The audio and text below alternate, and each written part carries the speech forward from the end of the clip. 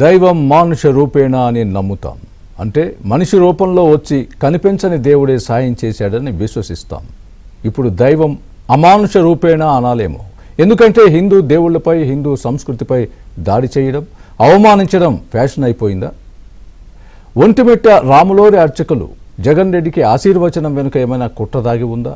క్రైస్తవ మతాన్ని మనసా వాచ ఆచరించే జగన్ రెడ్డి తన ఇంటికొచ్చి తనను ఆశీర్వదించాలని అర్చకులకు ఆహ్వానం పంపారా? లేదంటే వైసీపీ కుట్రల బ్యాచ్ అర్చకుల్ని రెచ్చగొట్టి వారిని వచ్చేలా చేసిందా? తిరుమల వెంకటేశ్వర స్వామికి తన పాలనలో జన్మల పాటు ప్రాయశ్చిత్తం చేసుకున్న తొలగిపోని పాపాలు చేసిన జగన్ ఆశీర్వచనం పేరిట సరికొత్త కుట్రలకు తెరలేపారా? అటు సోషల్ మీడియా, యూట్యూబ్ వేదికగా హిందూ దేవుళ్లపై అవమానకర వ్యాఖ్యలు చేస్తున్న వారిని కట్టడి చేయలేమా? దేవాలయాలంటే సెక్యులర్ ప్రదేశాలా? శ్రీశైలం దేవస్థానంలో 50% ముస్లింలు ఉన్నది నిజమేనా?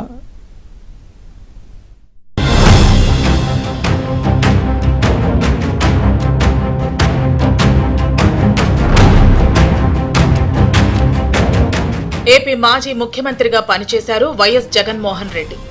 ఉమ్మడి ఆంధ్రప్రదేశ్ సీఎంగా పనిచేసిన వైఎస్ రాజశేఖర రెడ్డికి తనయుడు. జన్మతః క్రైస్తవుడైన జగన్ రెడ్డి తన తండ్రి వైఎస్ఆర్ నుంచి క్రిస్టియానిటీ నియమాలను అనుసరిస్తారు. కానీ ఆయన ముఖ్యమంత్రి అయ్యాక హిందూ ఆచారాల ప్రకారం కొన్ని నియమాలు పాటించాలి.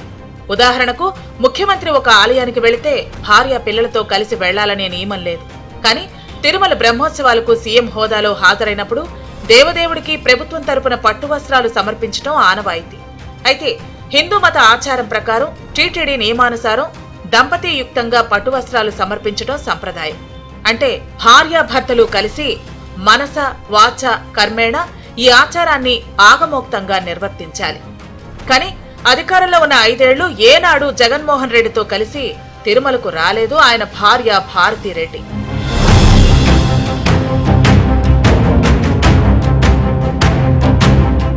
క్రైస్తవ మతస్థుడైన జగన్ రెడ్డి హిందూ మతంలోకి మారినట్లు ఎలాంటి అధికారిక సమాచారం కానీ ఆధారాలు కానీ లేవు. తన రాజకీయ ప్రయాణంలో హిందూ ఓటర్లను ఆకర్షించేందుకు శారదా పీఠాధిపతి స్వరూపానందేంద్ర సరస్వతి నిర్వహించే రాజశ్యామల యాగంలో పాల్గొన్నారు. తాను క్రైస్తవ మతాన్ని ఆచరిస్తున్నారని బహిరంగంగానే పేర్కొన్నారు పులివెందుల ఎమ్మెల్యే. తన నివాసంలో ప్రతిరోజు జగన్ రెడ్డి క్రైస్తవ మతానుసారం దైవ ప్రార్థన చేసుకుంటారని చెబుతారు. అంటే తన వ్యక్తిగత జీవితంలో జగన్ రెడ్డి క్రైస్తవ మతాచారాలు మాత్రమే పాటిస్తూ ఉంటారు.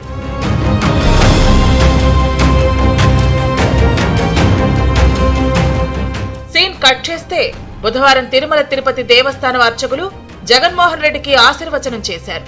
ఆలయ సంప్రదాయం ప్రకారం అత్యంత పవిత్రంగా భావించే శేషవస్త్రం, రాములోరి తోమాల, ముత్యాల తలంబ్రాలను జగన్ కు అందజేశారు.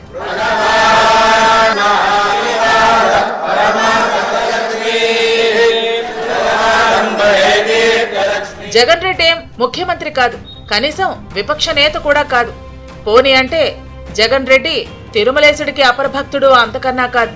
మరి ఒంటిమిట్ట నుంచి టీటీడీకి చెందిన అర్చకులు పులివెందులకు వెళ్లి మరీ ఈ ఆశీర్వచనం చేయటం వెనక రహస్యమేంటి? అసలు వారినెవరు పిలిచారు? వెళ్లేందుకు టీటీడీ అధికారుల అనుమతి తీసుకున్నారా? ఈ అనుమానాలే ఇప్పుడు వ్యక్తమవుతున్నాయి. విషయం ఏంటంటే, పులివెందుల పర్యటనకు వచ్చిన జగన్ రెడ్డికి ఒంటిమిట్ట కోదండరామ ఆలయ సీనియర్ అర్చకులు ఏ శ్రవణ్ కుమార్, వీణా మనోజ్ కుమార్ తో పాటు రాజంపేట మండలం బోయినపల్లి వెంకటేశ్వర స్వామి ఆలయ సిబ్బంది కె పార్థసారథి జగన్ ను కలిసి శ్రీవారి తీర్థప్రసాదాలు, శేషవస్త్రాలను సమర్పించారు. ఈ విషయం సోషల్ మీడియాలో వైరల్ అవడంతో దిద్దుబాటు చర్యలకు ఉపక్రమించింది టీటీడీ. అందులో భాగంగా ఒంటిమిట్ట శ్రీ కోదండరామస్వామి ఆలయ అర్చకులకు టీటీడీ ఉన్నతాధికారులు షాక్ ఇచ్చారు. నిబంధనలు అతిక్రమించి అధికారుల నుండి ఎలాంటి ముందస్తు అనుమతి తీసుకోకుండా రాజకీయ నేతలను కలిసినందుకు 3 అర్చకులకు షోకాజ్ నోటీసులు జారీ అయ్యాయి. సాధారణంగా టీటీడీ పరిధిలోని ఆలయాల్లో పనిచేసే అర్చకులు కానీ, సిబ్బంది కానీ ఇలాంటి కార్యక్రమాలకు వెళ్లాలంటే ఉన్నతాధికారుల అనుమతి తప్పనిసరి. అయితే ఈ అర్చకులు ఎలాంటి సమాచారం ఇవ్వకుండానే పులివెందుల పర్యటనకు వెళ్లటంపై సీరియస్ అయింది టీటీడీ యంత్రాంగం. అర్చకుల అత్యుత్సాహంపై ఆగ్రహం వ్యక్తం చేసిన ఒంటిమిట్ట ఆలయ ఉప కార్యనిర్వహణాధికారి ఏ ప్రశాంతి సదరు 3 అర్చకులకు షోకాజ్ నోటీసులు ఇచ్చారు. ప్రభుత్వ నిబంధనల ప్రకారం ప్రోటోకాల్ పాటించకుండా, అనుమతి లేకుండా బయట వ్యక్తులకు ఆలయ మర్యాదలు ఎలా చేస్తారని ప్రశ్నించారు. ఈ నోటీసులకు సంబంధించి 2 రోజుల్లోగా తగిన వివరణ ఇవ్వాలని, లేని పక్షంలో క్రమశిక్షణ చర్యలు తీసుకుంటామని స్పష్టం చేశారు.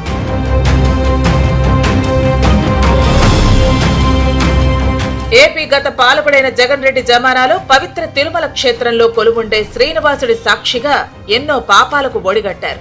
ధార్మిక క్షేత్రాన్ని ధనార్జన క్షేత్రంగా మార్చి పరమ పవిత్రమైన లడ్డూ ప్రసాదాన్ని కూడా అపవిత్రం చేశారు. ఎంతో రుచిగా శుచిగా క్వాలిటీ నెయ్యితో చేయాల్సిన లడ్డూ ప్రసాదాన్ని కెమికల్స్ తో, జంతు కళేబరాలు, పామాయిల్తో తయారు చేయించి తన 100 మాగాదులకు శ్రీవారి సొమ్మును దోచిపెట్టారు. కూటమి ప్రభుత్వం అధికారంలోకి వచ్చాక నాటి పాలకుల పాపం పండి అసలు విషయం బయటకొచ్చింది. గల్లీ నుంచి ఢిల్లీ దాకా ప్రకంపనలు సృష్టించింది. ప్రపంచవ్యాప్తంగా ఉన్న కోటాను కోట్ల హిందువులు గళం విప్పారు.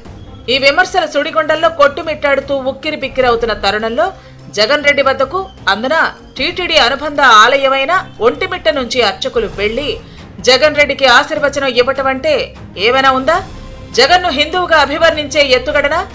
తాను హిందూ దేవుళ్లను ఆరాధిస్తాననే చెప్పుకునే జగన్ నీచ రాజకీయమా?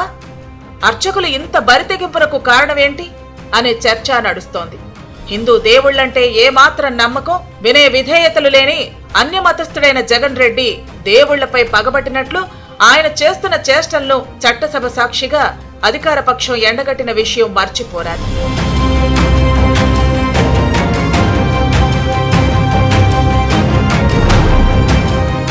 దేశవ్యాప్తంగా హిందుత్వాన్ని దెబ్బతీయాలనే ప్రయత్నాలు జరుగుతున్నాయి. సోషల్ మీడియా, యూట్యూబ్ వేదికగా హిందూ దేవుళ్లపై అవమానకర వ్యాఖ్యలు పెరుగుతున్నాయి. హిందూ దేవాలయాలు, సంప్రదాయాలపై అవమానకరంగా మాట్లాడే వారిపై కఠిన చర్యలు తీసుకుంటామన్నారు టీటీడీ బోర్డు సభ్యుడు భానుప్రకాష్ రెడ్డి. యూట్యూబ్ ద్వారా హిందూ దేవతలపై విమర్శలు చేస్తున్న వారిపై కూడా చర్యలు తీసుకునే వరకు పోరాటం చేస్తామన్నారు. దేవాలయాలు సెక్యులర్ కాదని, అవి హిందూ ప్రార్థనా స్థలాలేలని కుండబద్దలు కొట్టిన టీటీడీ బోర్డు సభ్యుడు అష్టాదశ శక్తిపీఠాలలో ఒక్కటిగా వెలుగొందుతూ 12 జ్యోతిర్లింగ క్షేత్రంగా విరాజిల్లుతున్న పరమ పావన కృష్ణానదీ తీరాన ఉన్న శ్రీశైలం హిందూ క్షేత్రంలో 50% ముస్లింలు ఉన్నారని, ఈ అంశంపై దేశవ్యాప్తంగా చర్చ జరగాలన్నారు. ఇందుకోసం మేధావులు, రిటైర్డ్ న్యాయమూర్తులతో సమావేశం నిర్వహించేందుకు ప్లాన్ చేస్తున్నట్లు వివరించారు భానుప్రకాష్ రెడ్డి. ఈ సోషల్ మీడియాని అడ్డం పెట్టుకొని, ఈ యూట్యూబ్ని అడ్డం పెట్టుకొని మన హిందూ దేవుళ్ళపై, దేవతలపై, సాంప్రదాయాలపై నోటికొచ్చినట్టు మాట్లాడుతూ, ఇష్టం వచ్చినట్టు మాట్లాడుతూ వ్యవహరిస్తున్నారు.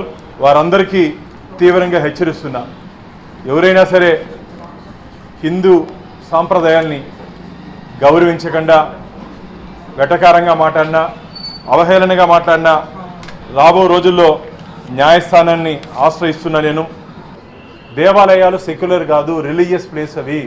శ్రీశైలంలో కొందరు అన్యమతస్థులు అక్కడ పాగా వేసి దాంట్లో కొందరు ముస్లింలు అక్కడ వ్యాపారం చేస్తున్నారు. నేను దాని మీద సుప్రీంకోర్టులో కూడా ఇంప్లీడ్ అయ్యాను మిత్రులారా.